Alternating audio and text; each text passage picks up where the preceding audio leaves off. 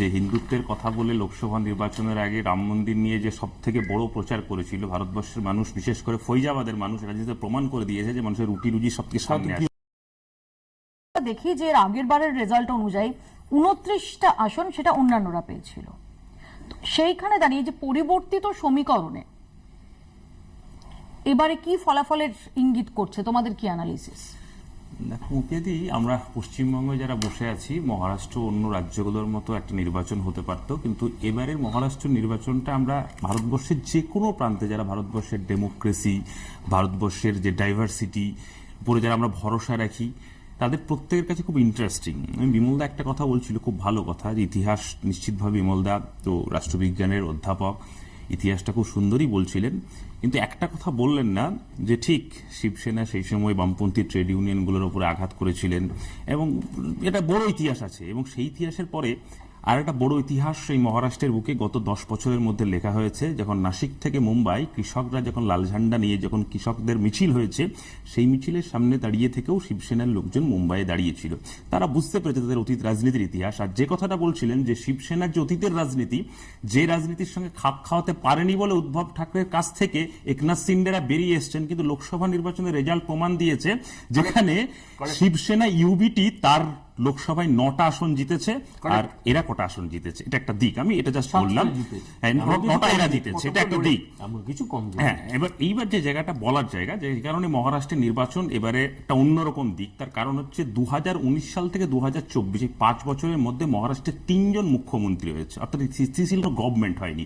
যে কথাটা অভিষেকদা বলছিল যে একটা রাজ্যে সরকারটা কাদের থাকবে সেটা নিয়ন্ত্রণ করবার জন্য আমাদের দেশের যারা পুঁজিপতি গোষ্ঠী, আম্বানি আদানির মতো গোষ্ঠী, তারা ঠিক করে দিচ্ছে। অর্থাৎ আমাদের একটা স্বাধীন দেশ, সার্বভৌমত্ব দেশ, যে দেশের একজন মানে কেউ কেউ আমরা বলি যে মাঝে মাঝে গল্পের ছলে বলে, বিভিন্ন গতি প্রকৃতি দেখে বলে যে আমাদের দেশের প্রধানমন্ত্রী নরেন্দ্র মোদী না আম্বানি বা আদানি একটা প্রধানমন্ত্রী নিয়োগ করেছে নরেন্দ্র মোদীকে।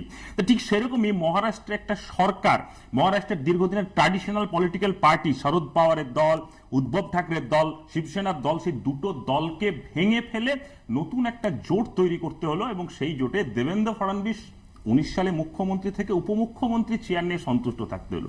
এবারে নির্বাচনের রেজাল্ট কি হতে পারে? ইতিমধ্যে দেখতে পাওয়া গেছে যে অজিত পাওয়ারের সঙ্গে বিজেপির কোথায় কোথায় সমস্যা হচ্ছে, প্রার্থী নিয়ে সমস্যা, অনেক ঘটনা আমরা দেখছি। কিন্তু একটা জিনিস লোকসভা নির্বাচনের সময় মহারাষ্ট্রের মানুষ বুঝিয়ে দিয়েছে যে মহারাষ্ট্রের সাধারণ মানুষ, যারা আম্বানি আদানিদের দ্বারা পরিচালিত হবার জন্য যে মহারাষ্ট্র বা আমাদের দেশের বাণিজ্য নগরীকে পরিচালিত করতে চাই, তাদের পক্ষে থাকবে না মহারাষ্ট্রে যে সমস্যাগুলো, জলের সমস্যা আছে, মহারাষ্ট্রের অজস্র গরিব মানুষের সমস্যা, সেই সমস্যাগুলোকে সামনে রেখে ভোট দেবে। আমি একটু সম্বিতের কাছে আসি, সেই মহাবিকাশ আঘাড়ির সামনেই সেই নির্বাচনের এই ফলাফলটা সেই দিকেই যাবে। সম্বিতের কাছে আমি জানি না বিমলবাবু রাহুল গান্ধীর ব্যর্থতার কথা কেন বলছেন, যে হিন্দুত্বের কথা বলে লোকসভা নির্বাচনের আগে রাম মন্দির নিয়ে যে সব থেকে বড় প্রচার করেছিল ভারতবর্ষের মানুষ, বিশেষ করে ফৈজাবাদের মানুষ, এটা যেটা প্রমাণ করে দিয়েছে যে মানুষের রুটি রুজি সবথেকে সামনে আসে। উত্তরপ্রদেশে আসন সংখ্যার বিচারে অযোধ্যার ফৈজাবাদে যে আসন সংখ্যা, সেই আসন সংখ্যা ইন্ডিয়া জোটই জিতেছে। আমি জাস্ট দুটো কথা বলবো, এবারের এই মহারাষ্ট্র নির্বাচন খুব স্পেসিফিকলি বলবো যে আইন শৃঙ্খলার বিষয়টা কিন্তু খুব বড় গুরুত্বপূর্ণ, কারণ এই মহারাষ্ট্র এখন ভাবছে যে আবার সেই 9 দশকের যে মহারাষ্ট্র ফিরে যাবে কিনা, বাবা সিদ্দিকির ঘটনা। আর যে কথাটা বিজেপি বারে বারে বলবার চেষ্টা করে, যে বিষয় আমাদের দেশে স্বয়ং প্রধানমন্ত্রী যিনি বলেন, যিনি মানে বায়োলজিক্যাল মানুষই নন বলে নিজেকে দাবি করেন, তিনি বারবার বলবার চেষ্টা করেন কি, যে না খাউঙ্গা না খানে দুঙ্গা, এই স্লোগান দিয়ে অজিত পাওয়ারকে দলে নিয়েছেন। অজিত পাওয়ারের স্ত্রীর নামে 25,000 কোটি টাকার সমবায় কেলেঙ্কারি ছিল। দলে আসা কিছুদিন পরেই সে সমস্ত ক্লিন চিট পেয়ে গেল, মুম্বাই পুলিশ ক্লিন চিট দিয়ে গেল। তারপরে নির্বাচনে লড়াই করলো, একদম পারিবারিক যে সিট, সেই সিটে লড়াই করলো। নির্বাচনে কিন্তু সাধারণ মানুষ ওই অজিত পাওয়ারের স্ত্রী, যে সম্ভবত নামটা হচ্ছে কি সুনেত্রা পাওয়ারকে ওখানে কিন্তু নির্বাচনে সাধারণ মানুষ ভোট দিয়ে কিন্তু হারিয়ে দিয়েছেন। তাতে এটা প্রমাণ হয়েছে যে অজিত পাওয়ারকে ক্লিন চিট দেওয়া এবং বিজেপির এই না খাউঙ্গা না খানে দুঙ্গা এই যে স্লোগান, এই স্লোগানের মধ্যে বারবার এটাই প্রমাণ হচ্ছে যে না খানে দুঙ্গা খাউঙ্গা নয়, ব্ল্যাকমেল করো, দুর্নীতি করো, বিজেপিতে আসো, সব মাফ হয়ে যাবে। এটাই একটা দিক।